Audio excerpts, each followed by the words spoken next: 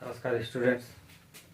Mathematics में exams नज़दीक आने के साथ साथ ये एक प्रेशर बनाता जा रहा है, लेकिन इसको कभी भी प्रेशर में नहीं लीजिए। जिस तरह से हम लोग कोई भी गेम्स खेलते हैं तो उसमें जिस उत्साह से, जिस एनर्जी के साथ उतरते हैं खेलने के लिए, उसी तरह से इसमें भी उसी उत्साह और उसी एनर्जी के साथ अगर आप उतरते हैं तो इसमें सक्सेस मिलने की संभावना है। इसमें कहीं कोई प्रेशर की बात नहीं है। इस बार कोई भी ऐसा क्वेश्चंस नहीं है जो कि आपको काफ़ी डिफ़िकल्टी में डाले। क्वेश्चन जो मैं बतला रहा हूँ बिल्कुल स्ट्रेट क्वेश्चन है, बिल्कुल इजी क्वेश्चन आने की संभावना है। संभावना नहीं, बिल्कुल सही है। आप सिर्फ बेसिक कॉन्सेप्ट वाले क्वेश्चंस को बनाएं और उसको प्रैक्टिस करें, आपको 80 आउट ऑफ 80 डेफिनेटली आएंगे। ठीक है, आज सेक्शन ए का 6 क्वेश्चंस मैंने सेलेक्ट किया है, उसे मैं बतला रहा हूँ। आप देखें कि कितना इजी, अगर आप इसको बनाते हैं और सही उत्साह से उतरते हैं तो आप देखें ये कितना इजी वे में, कितना स्मूथली चलता है ये। तो सबसे पहले हम लोग देखते हैं उस क्वेश्चंस को जो कि मैंने सेलेक्ट किया है आप लोगों के लिए। सेक्शन ए के क्वेश्चन नंबर 1 में, in the given figure DE parallel BC, AD 1 cm and BD 2 cm, find the ratio of DE and BC. This question is based on theorem और similarity of triangles। हमको दिया हुआ है AD और ये BD और हमको DE और BC का रेशियो निकालना है। तो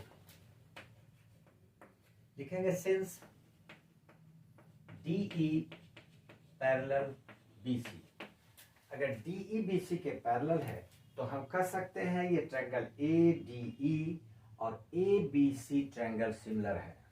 Therefore, triangle ADE similar triangle ABC।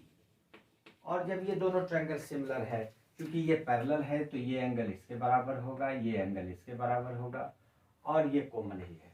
और अगर ये दोनों ट्रायंगल सिमिलर है तो इसका साइज प्रोपोर्शनल होगा ही। Therefore, हमको निकालना है DE और BC। तो हम लोग लेते हैं ये और इसका रेशियो, यानी कि AD by AB is equal to, फिर इस ट्रायंगल का, ये AD साइड लिए थे, अब इस ट्रायंगल का DE और बाय इस बड़े वाले ट्रायंगल का BC। फिर यहां पर लिखते हैं AD दिया हुआ है 1 cm by AB 1 cm plus 2 cm, हम इसको 3 cm लिख सकते हैं, is equal to DE by BC। CM cut जाएगा तो DE by BC, therefore DE by BC is equal to 1:3। यही हमारा आंसर है। Question number 2, for what value of k the roots of the equation x² plus 4x plus k are real. जैसा हम लोग जानते हैं रियल रूट के लिए डिस्क्रिमिनेंट को 0 के इक्वल या 0 के ग्रेटर होना चाहिए, लेस देन नहीं होना चाहिए। तो ये इसका सॉल्यूशन चलते हैं। इक्वेशन है x² plus 4x plus k is equal to 0 और इसका रियल रूट के लिए, फॉर रियल रूट्स लिखेंगे, for real roots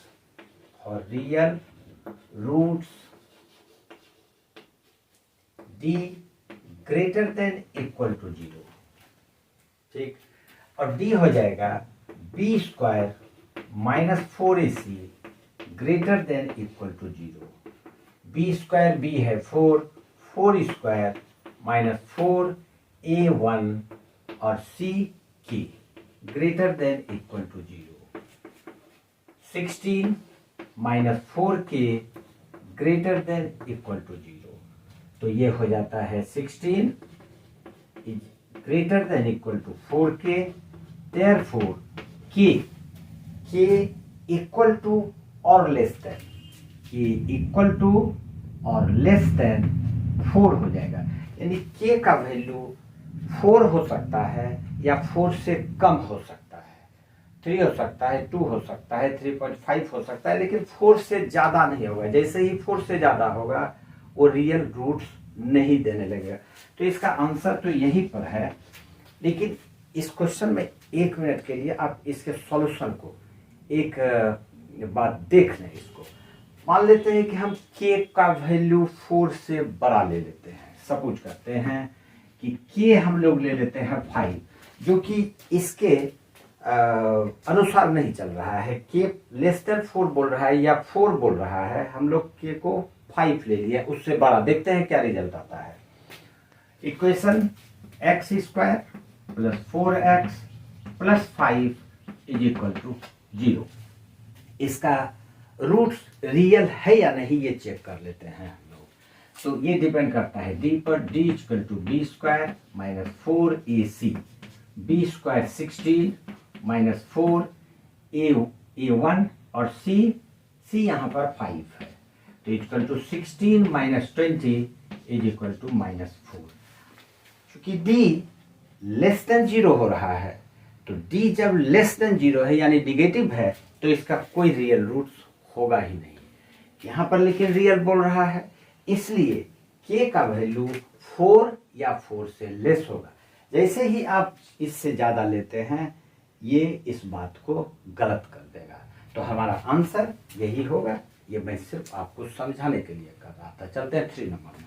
question number 3 भी क्वाड्रेटिक इक्वेशन का ही है। ये इक्वेशन दिया हुआ है 3x square minus 10x plus k equal to 0, लेकिन इसका एक रूट दूसरे रूट का रेसिप्रोकल है, और यहाँ पर हमको k का वैल्यू निकालना है, जिसके लिए कंडीशन दिया हुआ है कि one root is reciprocal of the other. चल इसमें मान लेते हैं कि let roots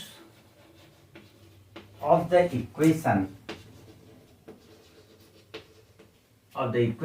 3x square minus 10x plus k equal to 0।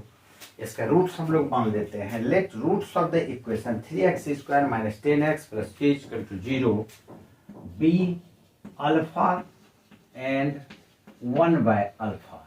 Reciprocal का मतलब अगर एक अल्फा मानते हैं तो दूसरा 1 बाय अल्फा मानेंगे, उसका उल्टा। तो अब हमको इसमें k का वैल्यू निकालना है, तो हम यहां पर लिखते हैं now product of the roots, product of the roots is equal to product of the roots होता है c by a, c by a। फिर इसको हम लोग लिख सकते हैं प्रोडक्ट ऑफ द रूट्स मतलब alpha into 1 by alpha, alpha into 1 by alpha is equal to c by a। c k है और a 3 है, अल्फा कैंसिल कर देते हैं। 1 is equal to k by 3, therefore k is equal to 3। यही answer है। कितना इजी है मैथमेटिक्स, ये जो मैंने आपसे अभी बात किया था ये आप देख रहे हैं।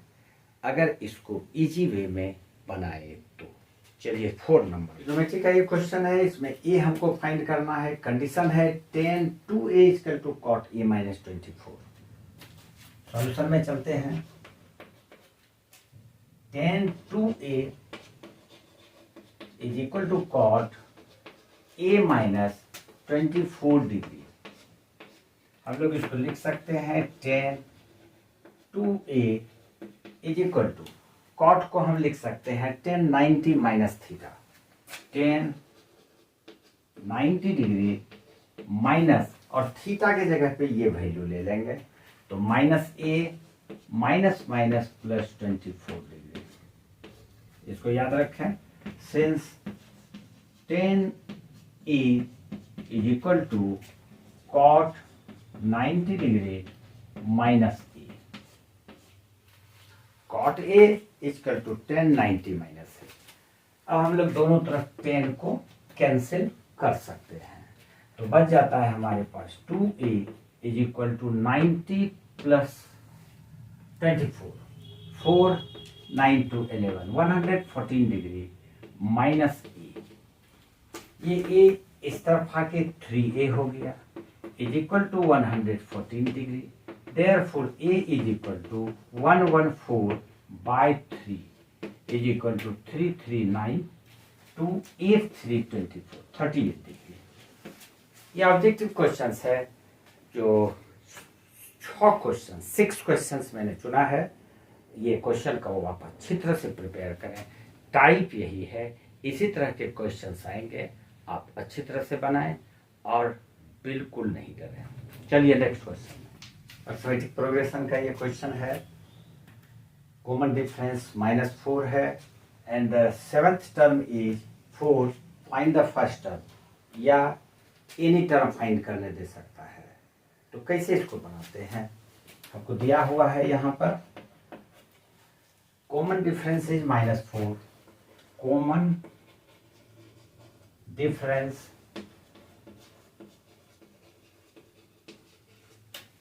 इज इक्वल टू डी मान लेते हैं और ये -4 दिया हुआ है। फिर सेवेंथ टर्म जिसको हम लोग T7 मान लेंगे, ये दिया हुआ है 4, तो हमको निकालना है first term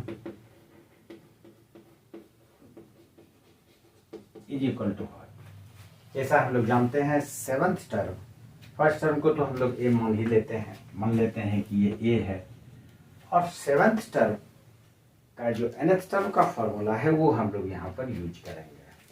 since 7th term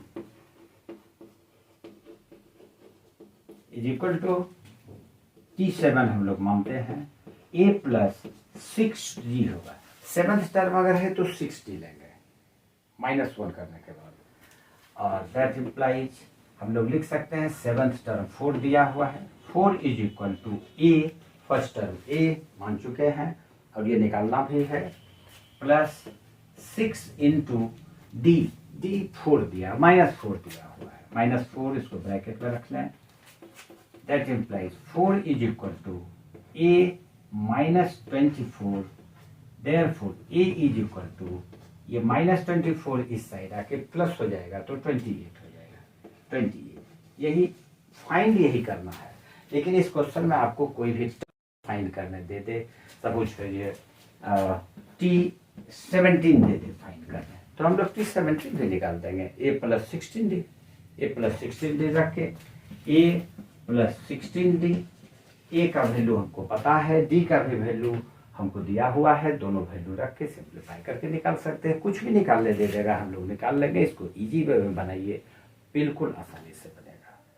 एक क्वेश्चन और है, चैप्टर 1 का ये क्वेश्चन है रियल नंबर से, और इस टाइप का क्वेश्चन इस बार ऑब्जेक्टिव क्वेश्चन में एक क्वेश्चन पक्का रहेगा, ये बिल्कुल आप कंफर्म हो लें। इसमें दिया हुआ है HCF और फाइंड करना है LCM। तो हम लोग कैसे इसको फाइंड करते हैं, we know that LCM is equal to product of two numbers